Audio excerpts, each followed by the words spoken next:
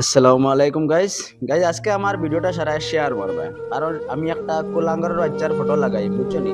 এই কোলাঙ্গারের বাড়ি হইল গিয়ে আমরা করিমগঞ্জ ডিস্ট্রিক্ট আর নিবিয়া সোনাপুর হইল গিয়ে তার বাড়ি। আর ওখানে গেছিলাম আমরা মৌলানা সালে আহমদ সাহেব ওয়াজও যাবার পরে মসজিদ কমিটিও কইছেন মৌলানা সাহেব কিছু আপনি কালেকশন করা লাগে চান্দার লাগে আর কি। চান্দার কালেকশনও গিয়া যে মসজিদ কমিটি যেন পারমিশন দিছে যে একটা কুলাঙ্গারের নাম মেনশন করার লাগে যেন শুক্রালি নাম দেন তারে তুলারি উল্লেখ করিয়া দেন তারে চান্দা খুঁজিলিছিল। চান্দা খোঁজার কারণে মৌলানারে খুব বেজ্জতিও করছে, খুব বাদ ব্যবহার করছে।